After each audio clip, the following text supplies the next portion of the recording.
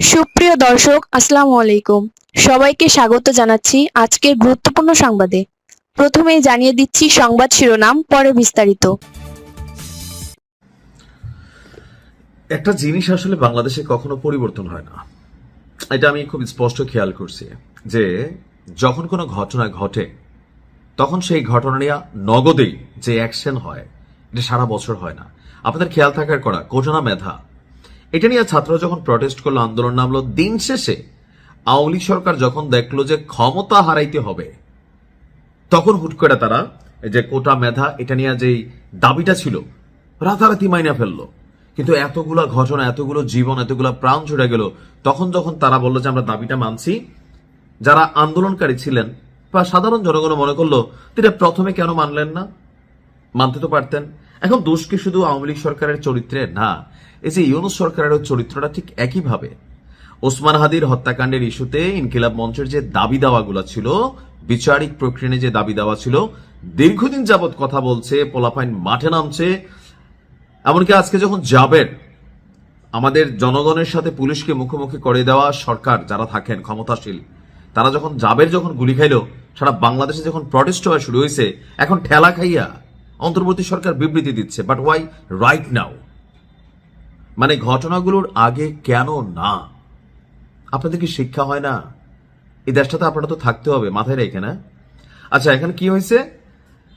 হুট করেই হাদির ঘটনার যে তদন্ত জাতিসংঘের আন্ডারে ইনকিলাব মঞ্চের দাবি ছিল, তো জাতিসংঘে চিঠি পাঠাবে অন্তর্বর্তী সরকার। আজকে কিছুক্ষণ আগে জাতিসংঘের সংশ্লিষ্ট দপ্তরে চিঠি পাঠানো হবে বলে অন্তর্বর্তী সরকারের বিবৃতিতে বলা হয়েছে। তো বিবৃতি যদি দিবেনই ভাই, তাহলে জাবেরকে কেন গুলি খাইতে হইল? মানে রক্ত ছাড়া কি এই দেশে কোনো কিছুই আদায় হয় না? বিবৃতিতে বলা হচ্ছে যে শরীফ ওসমান হাদি হত্যার বিচারের দাবিতে 5ই ফেব্রুয়ারি 2026 বিকাল থেকে ইনকিলাব মঞ্চের ব্যানারে রাষ্ট্রীয় অতিথি ভবন যমুনার সামনে বিক্ষোভ শুরু হয়। যমুনা এবং এর আশেপাশের এলাকায় বিক্ষোভ নিষিদ্ধ থাকা সত্ত্বেও, তো নিষিদ্ধ করলো কে? ডক্টর ইউনূসের সরকার। কেন? কারণ এখানে ডক্টর ইউনূস থাকে। তো আওয়ামী লীগের সময় তো একই সিস্টেম ছিল, তখন মনে এখানে নিষিদ্ধ ছিল না, বা থাকলেও ওই যে ক্ষমতাশালী যারা রাষ্ট্রের প্রধান ক্ষমতাশালী তাদেরকে নিরাপত্তা দিতে হবে আমাদের টাকা দিয়েই। এই যে পুলিশ তো আমাদের টাকাই চলে, তাদের বেতন চলে। আর পুলিশের বিষয়ে আমি বারবারই বলি, গরিবের সন্তান চাকরি বাঁচাইতে উপর মহলের অর্ডার ফলো করে। তো বলা হচ্ছে কি, নিষিদ্ধ থাকা সত্ত্বেও আইন শৃঙ্খলা বাহিনী প্রথমে বিক্ষোভকারীদের বিরুদ্ধে কোনো ধরনের বল প্রয়োগ করে, ওই যে গণহারে কথাবার্তা। আইন শৃঙ্খলা বাহিনীকে কেন বিক্ষোভের জন্য মানে চাপ প্রয়োগ করতে হলো, মানে ছত্রভঙ্গ করার জন্য? আপনারা কেন এই বিবৃতিটা আগে দিলেন না? কেন জনগণকে এবং পুলিশকে মুখোমুখি করাই দেন? আপনারা পাবলিকের কাছে পুলিশের ভিলেন বানাই দেন, পাবলিক পুলিশের উপর গোস্বা ঝাড়ে, থানা পোড়াই দেয়, জ্বালাই দেয়, পুলিশে মাইরা ফেলে। কারণ এই পুলিশ আবার কখনো বাংলাদেশ পরিবর্তন হইলে দেখবেন এখানে আবার অনেক পুলিশ মারা গেছে। কেন? আওয়ামী লীগ এখন যেভাবে বিভিন্ন থানার ওসিদের, এসপিদের হুমকি দিচ্ছে, আপনাদের বাড়িঘর নোট রাখ, আসলে কিন্তু তারা নোট রাখতেছে, এমনকি আসলেই এরকম শত শত পুলিশে মাইরা ফেলবে। এটা বাস্তবতা বাংলাদেশে। আমরা এখন কিন্তু এগুলাই দেখবো হয়তোবা।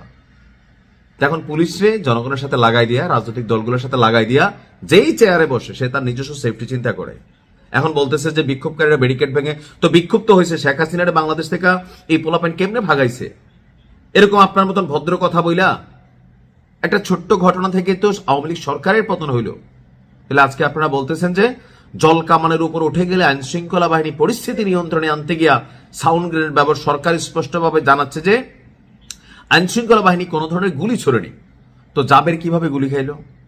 তাহলে এখানে থার্ড কোনো পার্টি ঢুকলো? তাহলে আপনারা কেন এই সিচুয়েশনটা তৈরি করে দিলেন যে এরকম সিচুয়েশনে রাজনৈতিক ফায়দা এখানে নেবে, ডিসঅ্যাডভান্টেজ দেবে? এখন দেখা গেছে জাবেরকে গুলি করা হয়েছে, আল্লাহ বাঁচাচ্ছে, সেটা রানের সম্মত গুলি লাগছে।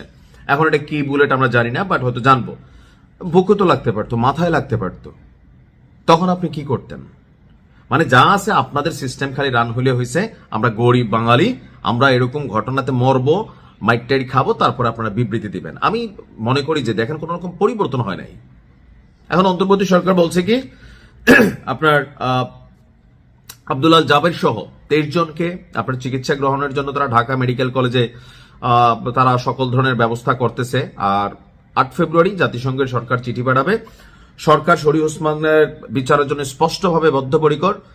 তো এইসব মানে কূটনৈতিক ভাষা শুনলেই মাঝে মাঝে জিদ ওড়ে। জাতিসংঘের অধীনে তদন্ত পরিচালনা আইনগত দিক সরকার গভীরভাবে পর্যালোচনা করছে, কচু করতেছে। আপনি যাই দেখেন, কেউরই কোনো খবর নাই। পর্যালোচনা করতেছে কে? এটি বাংলাদেশের মানুষ বোঝে ভাই। ডক্টর ইউনূস আঙ্কেল, আপনার বোঝার কিন্তু বিষয়, জাতি এগুলা বোঝে। পাবলিক এখন আর ব্যাককেল নাই। যাই হোক, আমরা মনে করি, এমনকি দেখেন, বিক্ষোভকারীদের উপর মাত্রাতিরিক্ত বল প্রয়োগের যে অভিযোগ আসছে তা সঠিক নয়। তা আওয়ামী লীগ সরকারের সময় তো শেখ হাসিনা এগুলোই বলছে, না না না, এই যে তোমরা দেখা যায় গণমাধ্যমে সব ভুয়া মিথ্যা, হাসান মাহমুদ এগুলোই বলতো। একই কথা। কিসের পরিবর্তন আপনি এখানে দেখছেন?